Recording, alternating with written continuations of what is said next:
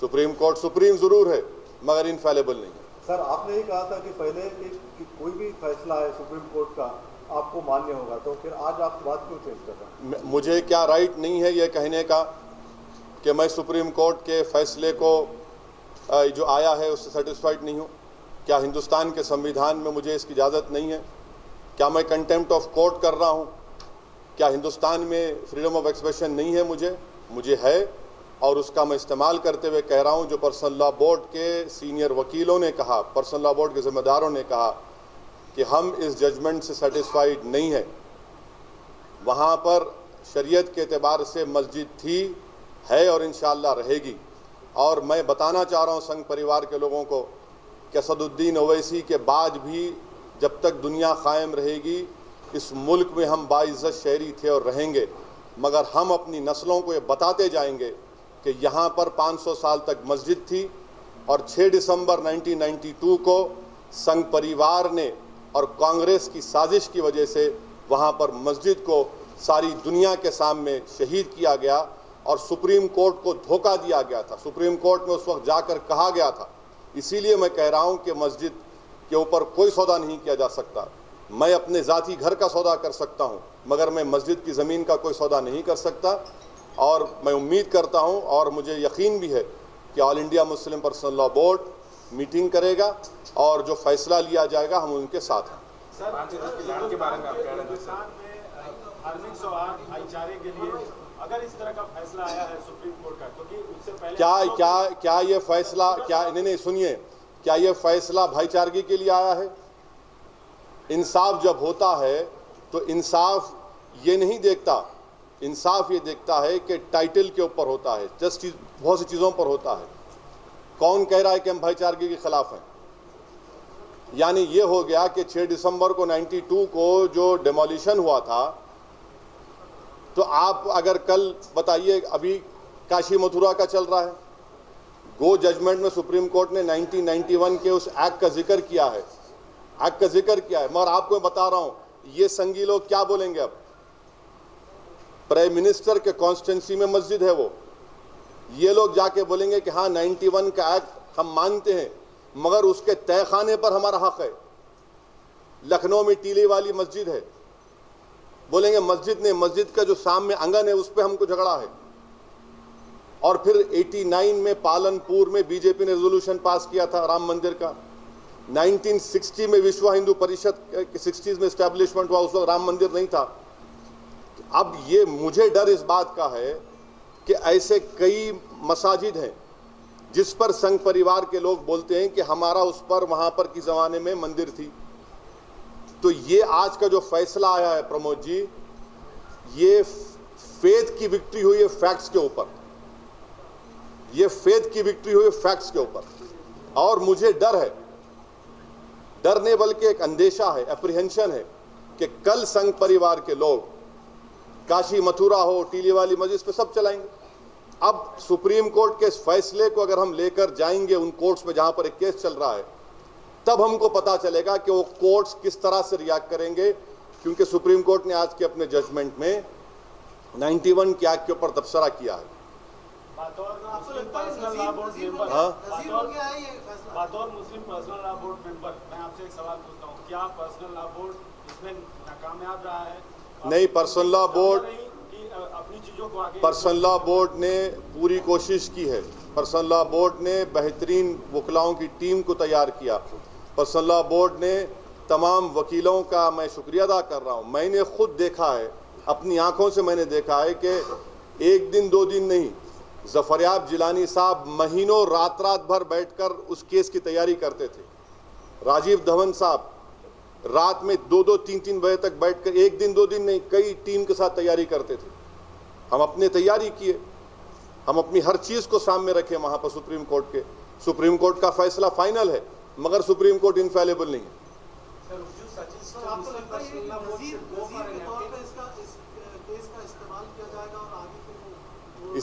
मुझे इस बात का अंदेशा है, मुझे इस बात का ख़वी अंदेशा है कि किसी मजहबी स्ट्रक्चर को आप डिमोलिश कर देंगे और उसके बाद बोलेंगे बेटा तेरे लिए फेट अकम्पली है। मजहबी स्ट्रक्चर का डेमोलिश नहीं। मैं सवाल मेरा तमाम भारत के लोगों से, अगर डेमोलिश नहीं होती बाबरी मस्जिद 6 दिसंबर 92 को, तो क्या फैसला आता? मैं एक अनपढ़ आदमी हूं, मुझे बस समझाइए आप क्या फैसला आता। तो इसीलिए हम कह रहे हैं, ये आज भी संघ परिवार के उनके वेबसाइट्स पर जाइए, आप देखिए, ये तमाम चीजें आज भी हैं। सर, आपकी कम्युनिटी के कई उलेमा, कई नेता और कई गणमान्य लोग इस बात की ताकीद करते हैं कि जो ये फैसला आया है भाईचारे के तहत, इसको मानना चाहिए, धार्मिक सौहार्द बने रहना चाहिए। आप भी प्रमोद साहब, मैं क्या कह रहा हूं, सुप्रीम कोर्ट का फैसला फाइनल है, मगर सुप्रीम कोर्ट इनफेलिबल नहीं है। सुप्रीम कोर्ट का फैसला फाइनल है, मानते हैं फाइनल है, मगर इनफेलिबल नहीं है सुप्रीम कोर्ट। ये जस्टिस जे.एस. वर्मा ने कहा था। और कौन जे.एस. वर्मा? जिसको संघ परिवार के लोग उनको अपना बड़ा मानते हैं, मैं उन्हीं के अल्फाज को कोट कर रहा हूं। ये लड़ाई कब तक चलेगी? हाँ, ये लड़ाई, ये कानूनी लड़ाई मानिए या कोई भी नहीं, कानूनी अब तो सुप्रीम कोर्ट का फाइनल जजमेंट है। आप पर्सनल लॉ बोर्ड डिसाइड करेगा कि रिव्यू करना है नहीं करना है। मगर जहां तक मेरी बात है, मैं अपनी नस्ल को बताऊंगा कि जब तक तुम जिंदा रहोगे बताना कि 6 दिसंबर के दिन क्या हुआ था। क्योंकि जो 6 दिसंबर के दिन हुआ वो मुसलमानों का मसला नहीं, वो भारत की सेकुलरिज्म को, भारत की भाईचारगी को, उसकी बुनियादों को हिला कर रख दिया गया था। ये हम बताते रहेंगे। ये उस दिन जो हुआ वो वैंडलिज्म नहीं था, अंडरस्टेटमेंट है वैंडलिज्म बोलना। सर, इसको बढ़ाने से हासिल क्या? बढ़ाने की बात नहीं है। क्या महात्मा गांधी को मारने वालों को भूल जाएं हम? नाथुराम गोडसे को कंडम ना करें, हम भूल जाएं महात्मा गांधी के मर्डर को, हम भूल जाएं बाबरी मस्जिद को, हम भूल जाएं 84 में सिखों को जो मारा गया था, भूल जाएं इन सबको। आज महात्मा गांधी के पोतरे तुषार गांधी का ट्वीट है, अगर उनका है तो नहीं मालूम, देख लीजिए क्या कहा उन्होंने, देख लीजिए उन्होंने क्या कहा। उनसे सवाल करेंगे आप कि तुमने इस तरह का ट्वीट क्यों किया। यकीनन हमको तकलीफ है, इससे कोई मैं छुपा नहीं रहा हूं, और मैं मक्कारी की बात नहीं करूंगा। मैं खुल के कह रहा हूं कि हमको तकलीफ है, हम मुतमईन नहीं है। तो अभी आप नाराजगी जरूर जाहिर कर रहे हैं, लेकिन पूरे कंट्री में अगर ये नाराजगी फैल गई तो डेंजर भी हो सकता है। तो आप नहीं देखिए, इसी से जुड़ा हुआ एक सवाल, नहीं आप अपील करते हैं जनता से? यकीनन प्रमोद जी को यकीनन मैं आपके और शैलेश के सवाल से मुत्तफिक हूं। कौन कह रहा है क्या हम अमन के खिलाफ है? अमन मजबूत रहेगा इंशाअल्लाह, कुछ नहीं होगा मुल्क में, इंशाअल्लाह कुछ नहीं होगा मुल्क में, अमन रहेगा। मगर सच्चाई को तो बयान करना पड़ेगा ना। मैं तो कोई ऑर्केस्ट्रा पार्टी का गाने वाला तो नहीं हूं कि बाजा लेकर बाजा बजाऊं बीजेपी संघ परिवार का और कांग्रेस का। मुझे सच्चाई को बयान करना है। जब सच्चाई को बयान कर रहा हूं, इसका हरगिज मतलब ये नहीं है कि आप जो सोच रहे हैं या कोई हमारे दुश्मन निकालेंगे, नहीं है। यकीनन इंशाअल्लाह मुल्क में अमन रहेगा, कुछ नहीं होगा, देखेंगे आप। मगर ये सच्चाई तो है ना, मुझे तो बात तो करने दीजिए। क्या हम गूंगे हैं? क्या हम आंखें बंद कर लें, कान बंद कर लें? हम मुर्दा लाश तो नहीं है ना, हम एक जिंदा इंसान है। हमको भी हम बोलने का हक है, हम बोल रहे हैं अपनी बात को, और हम कोई कानून के दायरे से बाहर नहीं जा रहे हैं। ना मैं कोई किसी से कह रहा हूं कि कानून को तोड़ो। यकीनन अमन है, अमन की अपील कर रहा हूं, अमन को मजबूत करना पड़ेगा, इसका कोई उस पर नहीं है। मगर ये बात भी तो बोलना है।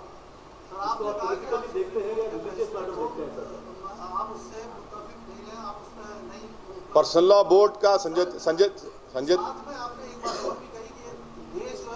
राष्ट्र की तरफ को जा रहा है, क्या इन दोनों के बीच में कोई कोरिलेशन आप महसूस करते हैं कि सुप्रीम कोर्ट का फैसला फैक्ट्स पर आधारित? सुप्रीम कोर्ट सुप्रीम है, इनफेलेबल नहीं है। आज का फैसला फेथ की विक्ट्री फैक्ट के ऊपर हुई है। मैं सुप्रीम कोर्ट की इज्जत करता हूं और करता रहूंगा हर कोर्ट की, मगर मुझे इख्तियार है अपनी राय को रखने का, और मैं अपनी राय को रख रहा हूं। मैं इज्जत करता था कल भी कोर्ट्स की, आज भी करूंगा और कल भी करूंगा, और मुझे इख्तियार हासिल है। हिंदुस्तान का संविधान मुझे इस बात की इजाज़त देता है कि मैं अपनी बात को रखूं, और मैं अपनी बात को रख रहा हूं। मैं तो जे.एस. वर्मा साहब, late chief justice of India J S. Verma की बात को रख रहा हूं कि supreme court is supreme but not infallible. अब आप बताइए इसमें क्या वो गलत बात क्या है उसमें? मेरा सवाल का जवाब दो। मैंने कहा कि देश हिंदू राष्ट्र की तरफ को बिल्कुल जा रहा है, बिल्कुल जा रहा है, बिल्कुल जा रहा है, बिल्कुल जा रहा है। देखेंगे आप कोर्ट के फैसले क्या। भैया बीजेपी तो कब से कर रही है? 1989 से कर रही है ना। 1989 से बीजेपी कह रही है, पालमपुर का उससे पहले तो नहीं कहती थी। हमको इसीलिए कह रहा हूं कि कल किसी और मसला उठाएंगे, चलेगा 15-20 साल के बाद फिर उसको हालात बदलेंगे, क्या क्या होगा नहीं मालूम। उस जमाने में तो कोई सोशल मीडिया, इस तरह के टीवी चैनल भी नहीं थे। अब तो माशाल्लाह आप लोग सब हैं मदद करने के लिए संघ परिवार को। वो छींकेंगे तो आप बुखार दिखा देंगे, वो खांसेंगे तो आप मुल्क में हार्ट अटैक दिखा देंगे, और वो मुस्कुराए और हम नहीं मुस्कुराए तो आप बोलेंगे आप क्यों रो रहे हैं। तो आप लोग हैं माशाल्लाह। सर, आने वाले दिनों में ये मामला आप क्या पॉलिटिकली बनाएंगे या रिलीजियस? नहीं, ये कोई, देखिए, ये भारत को हिंदू राष्ट्र होने से बचाना है, और ये तो भारत के लोगों को तय करना है, जिसमें मैं भी शामिल हूं। So do you think this verdict will pave way where you said that the nation is marching towards being a Hindu Rashtra? This is my opinion. You can disagree with it. Sir आप blame कैसा कर रहे हैं sir supreme court की judgement? मैं आप शुरू कर दिया बाप, नहीं शुरू कर दिया बाप। अब आप मुंह में अल्फाज मत डालो। मैं सुप्रीम कोर्ट को ब्लेम नहीं कर रहा हूं, मैं सुप्रीम कोर्ट को सुप्रीम बोल रहा हूं। मैं सुप्रीम कोर्ट के इनफेलेबल नहीं है बोल रहा हूं। जस्टिस, आप पढ़ा करो बाबा। जस्टिस JS वर्मा जो है, ये कहा था, मैं एक ट्वीट में, वो किताब का टाइटल है, पढ़ो आप लोग नहीं पढ़ते। आपका प्रॉब्लम क्या है कि आप जो है हजरत मोदी का एजेंडा लाकर सामने रखते। मैं जो कुछ बोल रहा हूं, आपके पेट में दर्द हो रहा, मैं पेट में दर्द नहीं बल्कि आपके दिल में दर्द होने के लिए बोल रहा हूं। आपके दिल में दर्द होना, आप सोचना, आपके दिल में, दिमाग में जो जाले भर दिए गए हैं संघ परिवार के, उससे आपको साफ करना, डिटॉक्सिफाई करना, ताकि आपको दिखे ये पोल्यूशन जो हो रहा है ना, उसको आप निकालिए और देखिए सच्चाई को। सर, आप कह रहे हैं कि हिंदू राष्ट्र से इस मुल्क को खतरा है, क्या आप कांग्रेस के साथ मिलकर? अरे क्यों मिलूंगा कांग्रेस के साथ? कांग्रेस, अरे आज तो कांग्रेस बीजेपी से मिली हुई है ना। उनका रिएक्शन देखिए, उनके स्पोक्सपर्सन का जो रिएक्शन है, देखिए। कांग्रेस वालों को डूब मरना चाहिए। क्या कहा था नरसिम्हा राव ने उनकी सरकार ने कि मस्जिद बनाएंगे, व्हाइट पेपर निकाला था, नहीं निकाला था? ये कांग्रेस छोड़ दीजिए, ये टाइटाई है, ये लोग कंफ्यूजन के शिकार हैं। सर, आपने बोला था देश हिंदू राष्ट्र की तरफ जा रहा है, आप बोल रहे हैं कि सुप्रीम कोर्ट जो है, सुप्रीम कोर्ट सुप्रीम है, तो but is not, supreme court is supreme but infallible. Justice JS Verma बोले, और सुप्रीम कोर्ट के वो किताब भी छपी थी, वो कहाँ है किताब? मैं आपको बताता हूँ, देखो आप देख लिया, आप लोग देखे, ट्वीट देखे मेरा, देखो आप, देखो मैडम को दिखाना चाह रहा हूँ मैं चाहता तो खाली कोर्ट डाल सकता था, मेरा नहीं, क्योंकि आप लोग जो है नहीं आप लोग जो है मेरे पे AK-47 से फायरिंग करेंगे, इसलिए मैं किताब का फ्रंट पेज छाप दिया। आप जो अभी की जनता है, जो यूथ है, जो मुस्लिम, हिंदू, चाहे जिसको भी ले लीजिए, आप उनको क्या बोलना चाहिएगा कि आपको क्या लगता है सुप्रीम कोर्ट के फैसले का असर क्या होगा उन पर, और आप क्या उनको सलाह देना चाहेंगे? मैं यही बोलूंगा, सुप्रीम कोर्ट सुप्रीम है बट नॉट इनफेलेबल। सर, उसके अलावा क्या बोलना? नहीं, उसके अलावा बोलने की जरूरत ही नहीं है मैडम। देखिए, ऑक्सफोर्ड इंडिया पेपर बैग के essays in honour Supreme Court of India, justice JS Verma ने कहा, मैं भी वही कह रहा हूं, supreme court is supreme, final है, but it is not infallible, ये कह रहा हूं। सर, आपने कहा कि ये देश हिंदू राष्ट्र की तरफ बढ़ रहा है, हाँ, तो इसको रोकने के लिए आपके पास कोई रोड मैप है? आपके कोई अलायंस है आपके, क्योंकि आप एक तरफ तो कांग्रेस को नकारा साबित कर रहे हैं? प्रमोद जी, इंसाफ और सच्चाई और भारत को बचाने के लिए एक आदमी काफी है। हम अपनी बात को करेंगे, मैं कामयाब हूं ना हूं अलग बात है। शायद मरने के बाद मेरी खबर पर आकर कोई बोलेगा कि हाँ, ये एक दीवाना था जो ये बात कहता था, ठीक है, कोई बात नहीं। मगर अगर दीवानगी की जरूरत है इस देश को बचाने के लिए, दीवानगी का इजहार करना पड़ेगा, और वो जमहूरियत और कानून के दायरे में रहेगा। हाँ, वो सब शाम से या कल दिन से ही ट्वीट कर रहे थे कि शांति का माहौल बना रहे, जो भी फैसला हो उसका सम्मान करें। You read too much into that. What? I don't give two hoots about them. I cannot speak for them. I feel you're demeaning me by asking about what they say and what they do. Sir, Baba Ramdev, हाँ, बाबा रामदेव को बोलिए कि आपके TV चैनलों पर add क्यों आना कम हो गया उनके, आपकी नौकरियां चले जा रही हैं। बाबा से पूछिए कि बाबा के चैनल में ऐड क्यों कम कर दिए, इतना पैसा तुम कमा रहे हो तो ऐड क्यों कम कर दिए, ऐड देना शुरू करो ताकि आप लोगों की नौकरियां बच जाएंगी। ऐड दो बोले, ऐड ही नहीं बन रहा है उनका। saying you're making provocative statements right now and देश को हाँ, बाबा रामदेव को छोड़िए ना, मेरे को मैं जस्टिस JS वर्मा की एक कोट कर रहा हूँ। बाबा रामदेव पढ़ना चाहिए सुप्रीम कोर्ट को, वो अभी तो पॉलिटिक्स में आ जाए। अपनी कंपनी डूब रही है, उनको इकोनॉमिक लॉस हो रहा है, टीवी चैनलों पे आपके ऐड आता ही नहीं है, सिवाय तुम्हारे चैनल पे आता है और किस पे भी नहीं आता। क्या बात है, तुम्हारा उनका क्या जुगाड़ है? मैं अपील करूंगा मुसलमानों से कि हमको डरने की किसी से भी ज़रूरत नहीं है।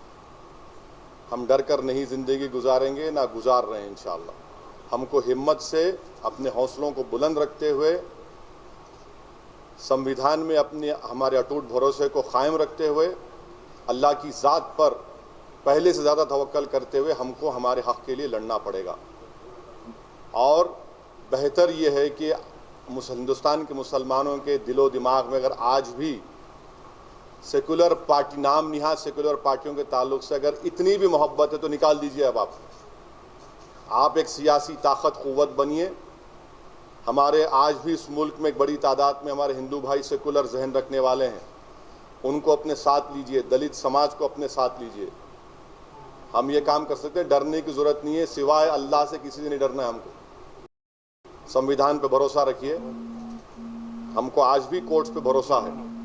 आज ये फैसला ज़रूर आया है, इस पर्टिकुलर फैसले के ऊपर हम इससे सेटिस्फाइड नहीं, मगर अदलिया है और अदलिया इंशाअल्लाह ताला अपने फैसले देगा। और मुझे ज़रा बेचैनी से इंतज़ार रहेगा साबरीमाला के जजमेंट का, मुझे बड़ा बेचैनी से इंतज़ार रहेगा साबरीमाला के फैसले का। अरे भाई, कौन नहीं चाहता मुल्क में अमन हो? अमन रहेगा ना, अमन है, अमन रहेगा। क्यों तुम ये बार बार तुम परेशान हो रहे हो? अभी तो हम वही तो, यही तो मामला है ना सर। अभी क्रिमिनल केसेस में क्या होगा? अडवाणी को तो आपने पद्मश्री दे दिया। कल प्राइम मिनिस्टर जो बाबरी मस्जिद के डेमोल एक्यूज है, उनकी जाके सालगिरह की मुबारकबाद देते हैं प्रधानमंत्री। अब ये कॉन्ट्रडिक्शन क्या है बताइए आप? इससे तकलीफ नहीं होती क्या हमको? ये तो सोचना पड़ेगा ना। अब केस चल रहा है, सुप्रीम कोर्ट का ऑर्डर है, सुप्रीम कोर्ट ने टाइम दिया है उस कोर्ट को, देखते हैं क्या होता है इसमें। इंशाल्लाह हम भी उम्मीद करेंगे कि उसमें भी इंसाफ मिले।